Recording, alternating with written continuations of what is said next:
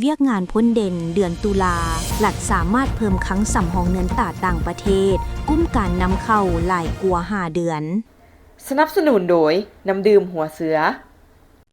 ในเดือนตุลารัฐบาลสามารถควบคุมอัตราเงินเฟ้อ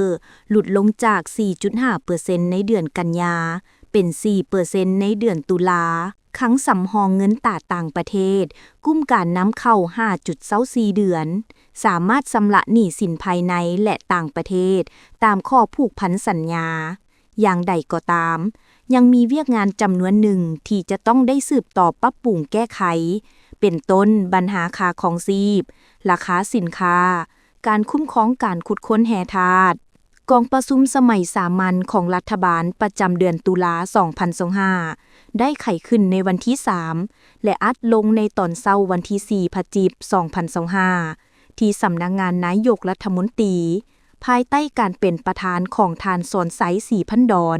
นายกรัฐมนตรีกองประชุมครั้งนี้ได้พร้อมกันค้นคว้าปรึกษาหารือประกอบคำเห็นและพิจารณาต่อบรรดาหัวข้อที่สำคัญคือวาระที่ 1 การสรุปเวียกงานพ้นเด่นประจำเดือนตุลาและทิศทางแผนการประจำเดือนพฤศจิกายน 2025 ของรัฐบาลทิศพันธ์ขยายผลกองประชุมครบคณะครั้งที่ 11 ของคณะบริหารงานศูนย์กลางภาคสมัยที่ 11 และการกะเกี่ยมความพร้อมรายงานตัวกองประชุมสมัยสามัญเทื่อที่ 10 ของสภาแห่งชาติสุดที่ 9 รายงานสภาพสากลและภาคพื้นที่พ้นเด่นรายงานสภาพพ้นเด่นเวียกงานป้องกันชาติป้องกันความสงบการสรุปเวียกงานพ้นเด่นประจำเดือนตุลา2025เห็นว่าถึงสภาพการสากลและภาคพื้นยังสืบต่อผันแปรไปอย่างซับซ้อนซึ่งได้ส่งผลกระทบทางกงและทางอ้อมต่อการพัฒนาเศรษฐกิจสังคมของประเทศเฮาทั้งทางกงและทางอ้อมอย่างหลีกเลี่ยงบ่ได้แต่รัฐบาลและองค์การปกครองท้องถิ่นได้สืบต่อสู่สนจัดตั้งปฏิบัติบรรดาเวียกจุดสุมที่กำหนดไว้ในบรรดามติของสภาแห่งชาติแผนพัฒนาเศรษฐกิจสังคมแผนงบประมาณและแผนเงินตราตามมติกองประชุมรัฐบาลเปิดกวงครั้งที่ 1 ปี 2025ได้มีผลสำเร็จหลายด้านเป็นต้น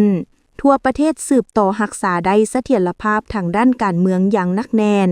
สังคมมีความสงบและเป็นระเบียบเรียบร้อยโดยพื้นฐานสามารถจัดเก็บรายรับเข้างบประมาณได้ 59,858 ตื้อกีบเท่ากับ 88% ของแผนปีการปฏิบัติแผนรายจ่ายได้ 47,631 ตื้อกีบเท่ากับ 67% ของแผนปีการควบคุมอัตราเงินเฟ้อหลุดลงจาก 4.5% ในเดือนกันยาเป็น 4% ในเดือนตุลาสามารถเพิ่มครั้งสำรองเงินตราต่างประเทศกุ้มการนำเข้า 5.24 เดือนสามารถชำระหนี้สินภายในและต่างประเทศตามข้อผูกพันสัญญานอกนั้นยังได้สุมใส่ปฏิบัติมาตรการด้านการค้าโดยเฉพาะการคุ้มครองราคาสินค้าคุ้มครองการนำเข้าและส่งออกสินค้าเข้มงวดหลายขึ้นได้สุมใส่การผลิตกสิกรรมเพื่อค้ำประกันเสบียงอาหารการผลิตเพื่อทดแทนการนำเข้าและการผลิตเพื่อส่งออกได้สำเร็จการกวดกาประเมินคืนทั้งหมดบรรดาโครงการขุดค้นแห่ทาสพร้อมทั้งได้แก้ไขบรรดาโครงการที่ถูกจัดอยู่ในประเภทอ่อน